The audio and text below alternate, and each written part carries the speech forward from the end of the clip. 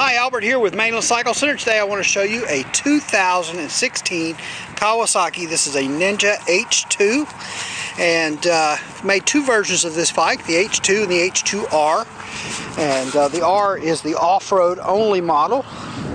This one is street legal.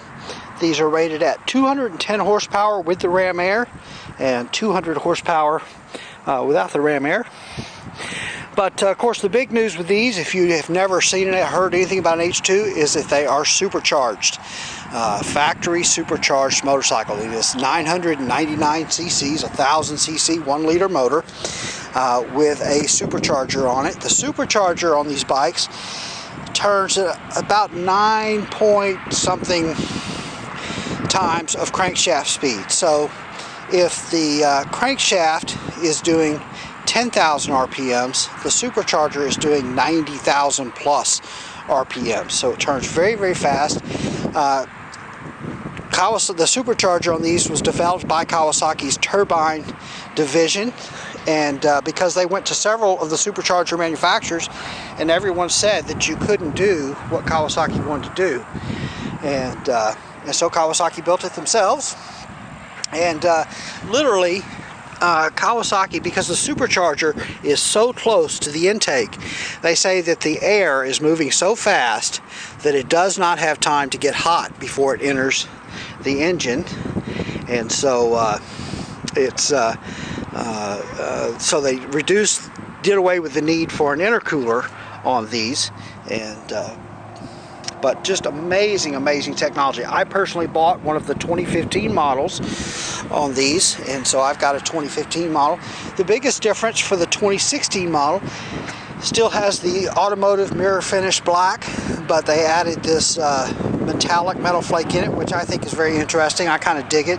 It's nice little sparkles. Not that the bike didn't have enough reflection as it was. And then these little accent stripes that are silver here are green on my 2015. Has the Kawasaki River Marque logo, just like mine. But the other difference for 2016 is the clutch. Kawasaki put what's called an FCC clutch. We use this in some other bikes, this design of this clutch. It's not the same clutch, but we used it in the Ninja 300 and I think a few other bikes. But the advantage to this clutch is it has a ramp system, or a mechanism to it that when you apply torque, the clutch actually gets tighter, applies pressure to the clutch plates. So because of that, you don't need really heavy-duty clutch springs. So my H2, my 2015 H2, the clutch pull on mine is quite heavy because it's got heavy-duty springs because of the horsepower that it makes. This bike is a very easy pull. I pull one finger, and I probably could do that with mine, but not nearly as easily. It is a much heavier pull on my H2. This one is very light, so I'm really jealous of the new clutch for those of you that are going to buy the 16 models. We'll have to see if it can be retrofitted or not in the future. I don't know if it's that big a deal for me. But this clutch system, because, like I said, the way it torques and applies pressure to the clutch plates, I believe there's only 3 clutch springs in here. I can check that, but I'm pretty sure I saw a diagram that showed just 3 clutch springs as opposed to 6 or 8 or something that are normally in them. And but because of that torque system that it has, when you decelerate, it lets the clutch act like a slipper clutch. So my H2 does not have a slipper clutch, but this bike does. Now my H2 does have an engine braking setting on it. But solo seat, no passenger pegs, no passenger seat on this bike. One person's all you need on this one. The Ninja H2 logo there. These side bolsters here will actually move back from where they are. They're actually, I believe they're in the forward position. My bike, they were in the forward position. I'm pretty sure that's how those are too, but they can actually be moved rearward. It does, of course, have the Brembo brakes. I think I pointed that out a while ago. Beautiful exhaust pipes. The headers on these bikes, just gorgeous. As you run this bike, those are going to turn kind of blue and a darker gold and purple color, but they're going to change color a little bit. I think they're actually prettier once they change colors. The single headlight in the front is nice and bright. Has these 2 little accent lights here that kind of light up. They almost look like fangs on it there. Of course, you got the Brembo master cylinders for the hydraulic clutch and the front brake there. Instrumentation's really nice. Some guys commented that it was hard to read. I really didn't think so. Mine's pretty easy to read. These have traction control. They have ABS. They have 6 different, whereas regular ZX10 up until the new ZX10 that we have now, up before the 2015s and older, they all had 3 traction control settings. This one has 9 different traction control settings. So there's 1, 1 minus, 1 plus, 2, 2 minus, 2 plus, 3, 3 minus, 3 plus. So you got a total of 9 different traction control settings.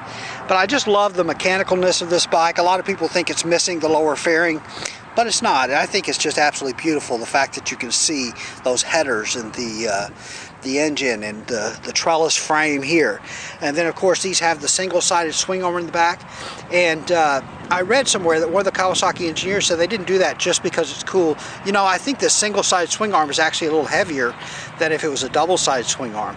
But actually what they did that for was they said it had better aerodynamics. It let the air move around the back of the bike better. And we learned that the aerodynamics, when you get up to really high speed, really plays a big part in how fast these motorcycles will go. These are equipped with a quick shifter, which means that you can upshift without letting off the throttle and without pulling the clutch. Just stay on the gas and upshift. It is a very cool feature. It works very good.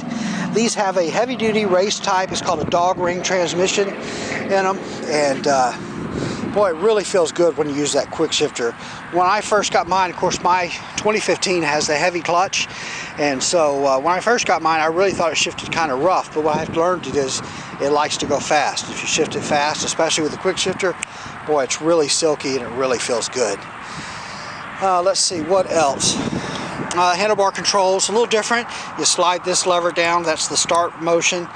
This is mode for going through some of the instrumentation. It has the Öhlins electronic steering dampener, the KYB front suspension on it. The turn signals are built into the mirrors. This is your ram air duct there. Brembo reservoirs, the smoked clear reservoirs.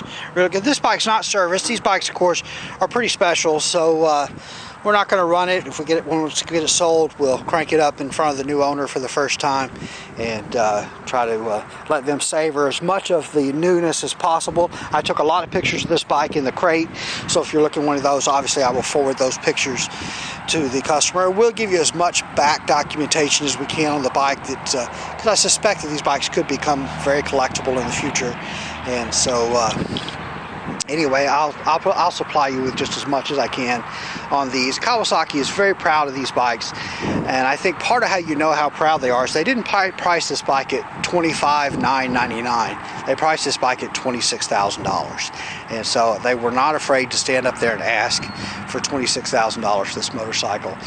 Normally they're always going to be priced at a dollar under, you know, $14,999, something like that. But they didn't price this bike. MSRP on this bike is not $25,999.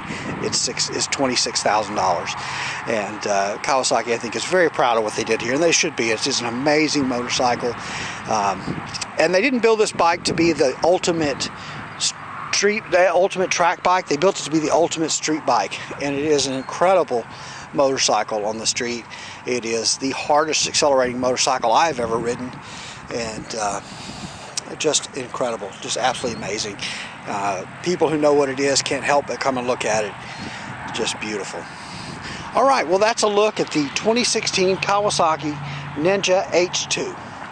All right, we are Mainland Cycle Center. We're located in Marque, Texas. We're about 30 minutes south of downtown Houston, just off of I-45. You can find us online at mainlandcyclecenter.com, by phone at 409-948-4969, and we would just love it if you'd give us a call, shoot us an email, or even better, come by and see us in person here at Mainland Cycle Center. We'd love to help any way that we can. Hey, thanks for watching.